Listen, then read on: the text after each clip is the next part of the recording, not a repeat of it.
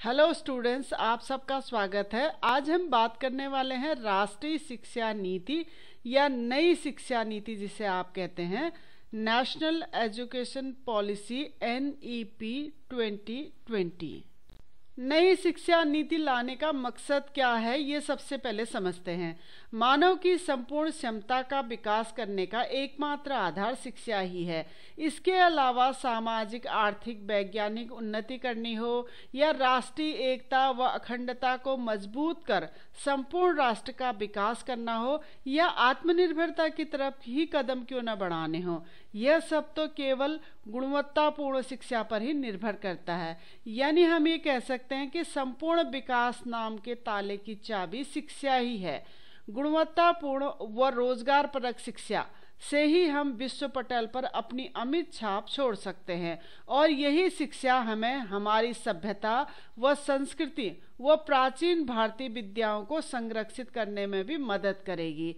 विश्व मानकों पर खरी उतरने वाली शिक्षा हमारे प्रतिभाशाली युवाओं की प्रतिभा को और निखारेगी और हमारे देश को विश्व की सबसे बड़ी महाशक्ति बनाकर हमारे देश से गरीबी व बेरोजगारी मिटाएगी। नई शिक्षा नीति के तहत हम मुख्य 3 बिंदुओं पर बात करेंगे। पहला तो नई शिक्षा नीति और विभाग से संबंधित क्या क्या परिवर्तन हुए। दूसरा, कक्षा 1 से लेकर कक्षा 12 तक के बच्चों के लिए क्या खास है। और तीसरा, उच्च शिक्षा यानी जो डिग्री कॉलेज में पढ़ते हैं उन बच्चों के लिए क्या खास है। आइए सबसे पहले नई शिक्षा नीति और शिक्षा विभाग से संबंधित कुछ पॉइंट्स देख लेते हैं। 29 जुलाई 2020 को भारत में नई शिक्षा नीति 2020 यानी नेशनल एजुकेशन पॉलिसी 2020 को कैबिनेट ने मंजूरी दे दी। यह नई शिक्षा नीति भारत की 34 साल पुरानी राष्ट्रीय शिक्षा नीति 1986 यानी national policy on education NPE 1986 का स्थान लेगी। इस नई शिक्षा नीति का मसौदा पूर्व इसरो प्रमुख डॉक्टर के कस्तूरी रंगन की अध्यक्षता वाली समिति ने मई 2019 में प्रस्तुत किया था। इस समिति का गठन जून 2017 में हुआ था। नई शिक्षा नीति के तहत मानव संसाधन विकास मंत्रालय का नाम बदलकर शिक्षा मंत्रालय कर दिया गया है और इस समय इस मंत्रालय के मुखिया यानी शिक्षा मंत्री रमेश पोखरियाल निशंक हैं। नई शिक्षा नीति 2020 में केंद्र व राज्य सरकार के सहयोग से शिक्षा पर सकल घरेलू उत्पाद का 6% खर्च किया जाएगा। वर्तमान में यह केवल 4.43% है। नई शिक्षा नीति 2020 स्वतंत्र भारत की तीसरी शिक्षा नीति है।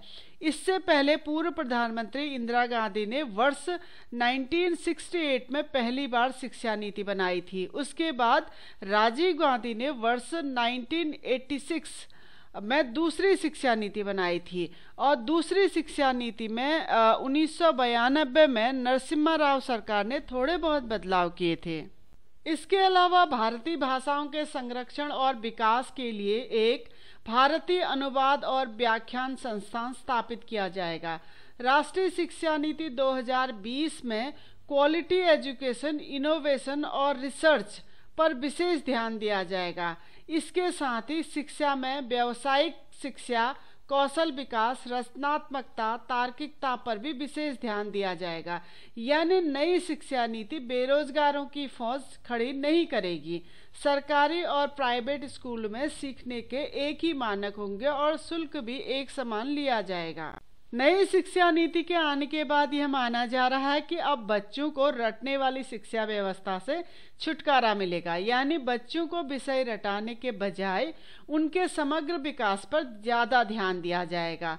भारत सरकार ने इसमें एक महत्वपूर्ण कदम ये उठाया है कि सभी लड़कियों और ट्रांसजेंडर छात्रों को एक समान और गुणवत्तापूर्ण शिक्षा प्रदान करने के लिए एक लिंग समावेश निधि का गठन किया जाएगा।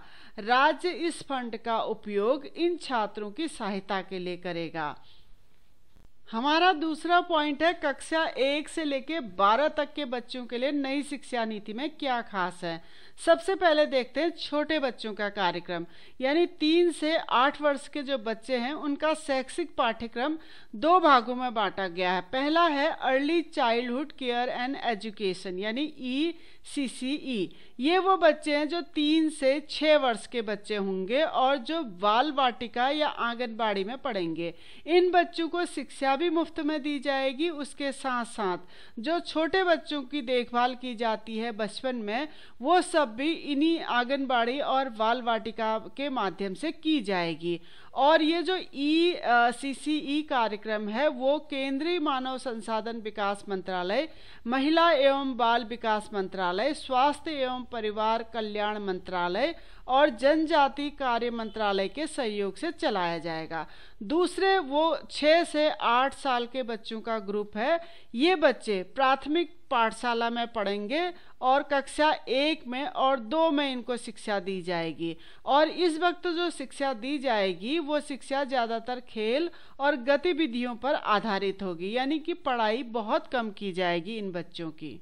हमारी नई शिक्षा व्यवस्था में सबसे ज़्यादा बड़ा और अहम बदलाव ये किया गया है कि पहले ये 10+2 के आधार पर चलता था, लेकिन अब ये 5+3+3+4 के आधार पर चलेगा। यानी पहले 5 साल में से 3 साल बच्चे आंगनबाड़ी में प्री स्कूलिंग को जाएंगे, उसके बाद अगले 2 साल कक्षा 1 और 2 में बिताएंगे। यानी कि जो प्राइवेट स्कूलों में नर्सरी, LKG और UKG चलाए जाते थे वो अब सरकारी स्कूलों में भी चलाए जाएंगे। अगले 3 साल कक्षा 3, 4, 5 में जाएंगे बच्चे, उसके अगले 3 साल में कक्षा 6, 7, 8 और लास्ट के 4 साल जो हैं 9, 10, 11 और 12। नई शिक्षा नीति में छोटे बच्चों का बहुत ध्यान रखा गया है। पहली कक्षा से लेकर 10वीं कक्षा तक के छात्र छात्राओं के स्कूल बस्ते का भार उनके शारीरिक वजन के 10% से अधिक नहीं होगा। एक और अच्छी बात यह है कि छोटे बच्चों को होमवर्क ज़्यादा नहीं दिया जाएगा। इसके अलावा बच्चों के स्वास्थ्य की नियमित जांच कराई जाएगी। पीने के लिए साफ पानी उपलब्ध कराया जाएगा। नई शिक्षा नीति के अधिकार में शिक्षा के अधिकार के तहत जो उम्र है उसको 3 से 18 साल कर दिया गया है। पहले ये 6 से 14 वर्ष थी। पाठ्यक्रम को बढ़ावा देने पर भी विशेष ध्यान दिया जाएगा। इसके लिए एक राष्ट्रीय शैक्षिक टेक्नोलॉजी फोरम बनाया जाएगा और एक वर्चुअल लैब भी विकसित की जाएगी। और इससे भी बढ़िया बात यह है कि छात्र अपनी कक्षा 5 तक की शिक्षा मातृभाषा या स्थानीय भाषा या फिर क्षेत्रीय भाषा में भी ले सकते हैं। त्रिभाषा फॉर्मूला लागू होगा और उच्च शिक्षा तक संस्कृत को विकल्प के रूप में दिया जाएगा, लेकिन राज्य सरकारों की अपनी पसंद होगी कि वो कौन सी भाषा चुनेंगे। उन पर किसी तरह का कोई दबाव नहीं होगा। 6ठी क्लास से वोकेशनल कोर्स शुरू किए जाएंगे। साथ में जो इच्छुक छात्र हैं उनको 6ठी क्लास के बाद इंटर्नशिप भी कराई जाएगी। म्यूजिक और आर्ट्स को भी पाठ्यक्रम में शामिल किया जाएगा। पढ़ाई को रोचक, सरल बनाने के लिए और बच्चों की समझ में जल्दी आ जाए, इसके लिए आर्टिफिशियल इंटेलिजेंस सॉफ्टवेयर का सहारा लिया जाएगा। परख नाम का एक राष्ट्रीय मूल्यांकन केंद्र भी स्थापित किया जाएगा। इसी के साथ जो दिव्यांग छात्र हैं उनके लिए शिक्षा को सहज और सरल बनाने पर भी विशेष ध्यान दिया जाएगा। अब जानते हैं उच्च शिक्षा के लिए नई शिक्षा नीति में क्या खास है। उच्च शिक्षा के लिए नई शिक्षा नीति में कई महत्वपूर्ण बदलाव किए गए हैं, जिनमें सबसे खास है मल्टीपल एंट्री और एग्जिट सिस्टम लागू करना। यानी अभी तक कोई भी छात्र अपनी 3 या 4 सेमेस्टर की पढ़ाई करने के बाद किसी कारणवश आगे की पढ़ाई कंटिन्यू नहीं कर पाता था तो उसको विश्वविद्यालय से कोई भी सर्टिफिकेट या प्रमाण पत्र नहीं दिया जाता था, लेकिन अब ऐसा नहीं होगा। इस सिस्टम के लागू होने के बाद अगर किसी छात्र की पढ़ाई बीच में छूट भी जाती है तो उसे कोई न कोई प्रमाण पत्र अवश्य मिलेगा। जैसे अगर 1 साल की पढ़ाई करने के बाद बच्चा कॉलेज की पढ़ाई छोड़ देता है तो उसे सर्टिफिकेट दिया जाएगा। 2 साल साल के बाद डिप्लोमा मिलेगा। 3 और 4 साल पढ़ाई करने के बाद अगर कोई अपनी पढ़ाई पूरी नहीं कर पाता है तो उसे डिग्री दी जाएगी। यानी ये छात्र हित में लिया गया बहुत बड़ा फैसला है और इससे निश्चित रूप से ड्रॉप आउट रेशियो भी कम हो जाएगा। इसके अलावा बच्चों को एक और सुविधा दी गई है। अगर कोई छात्र किसी कोर्स को बीच में छोड़कर दूसरे कोर्स में एडमिशन लेना चाहे तो अब उसे पहले वाला कोर्स छोड़ना नहीं पड़ेगा। अब वो पहले वाले कोर्स से एक निश्चित समय के लिए ब्रेक लेकर दूसरा कोर्स ज्वाइन कर उसे पूरा कर सकता है। उसके बाद पहले वाले कोर्स को दोबारा से ज्वाइन कर उसे भी पूरा कर सकता है। यह निश्चित रूप से बच्चों के हित में लिया गया बहुत बड़ा फैसला है। इसके अलावा अब तक 3 निश्चित स्ट्रीम होते थे, जैसे साइंस, आर्ट्स और कॉमर्स, और उसी के तहत छात्रों को एक निश्चित विषय की पढ़ाई करनी होती थी। लेकिन अब यह व्यवस्था भी पूरी तरह से खत्म कर दी गई है। इसके अलावा सारे विश्वविद्यालयों के अब एक समान नियम होंगे, चाहे वो केंद्रीय विश्वविद्यालय हो या डीम्ड यूनिवर्सिटी हो या कोई भी और विश्वविद्यालय हो, सबके लिए एक समान नियम बनाए जाएंगे। उच्च शिक्षा के लिए एक सिंगल रेगुलेटर रहेगा, यानी जो पूरी उच्च शिक्षा है उसके लिए एक एकल निकाय के रूप में भारत उच्च शिक्षा आयोग का गठन किया जाएगा। हालांकि इसमें लॉ और मेडिकल एजुकेशन को शामिल नहीं किया जाएगा। यह काम अभी तक यूजीसी करता था। वर्ष 2030 तक उच्च शिक्षा में 50% सकल नामांकन अनुपात पहुंचाने का लक्ष्य रखा गया है। वर्ष 2018 में यह 26.3% था। उच्च शिक्षा में करीब 3.5 करोड़ नई सीटें भी जोड़ी जाएंगी।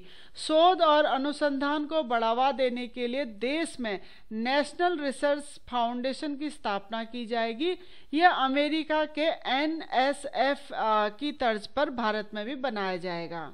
इसके अलावा भी कई महत्वपूर्ण कदम उठाए गए हैं, जैसे अब किसी भी छात्र को भाषा का चुनाव करने में कोई बाध्यता या परेशानी नहीं होगी। यानी स्कूल और उच्च शिक्षा में छात्रों के लिए संस्कृत और प्राचीन भारतीय भाषाओं को चुनने का विकल्प मौजूद रहेगा। वैश्विक मानकों को ध्यान में रखकर देश में IIT और IIM के समकक्ष एक बहुविषयक शिक्षा एवं अनुसंधान विश्वविद्यालय की स्थापना भी की जाएगी। उच्च शिक्षा में MPhil डिग्री को खत्म कर दिया गया है और उच्च शिक्षा के लिए कॉलेजों में प्रवेश लेने के लिए एक नेशनल टेस्टिंग एजेंसी एक आम परीक्षा आयोजित कराएगी, जिसके आधार पर कॉलेजों में प्रवेश दिया जाएगा। तो स्टूडेंट, आज हमने नई शिक्षा नीति के बारे में जाना। अगर आप इसी विषय को और विस्तार से पढ़ना चाहते हैं तो आप हमारी वेबसाइट keepinspiringme.in में जाइएगा। डिस्क्रिप्शन में मैंने उसका लिंक दे दिया है। अगर आपको वीडियो इन्फॉर्मेटिव लगे और पसंद आए तो आप प्लीज़ चैनल को लाइक करें, सब्सक्राइब करें और आने वाली वीडियो की इन्फॉर्मेशन के लिए बेल आइकन को दबा दीजिए। धन्यवाद।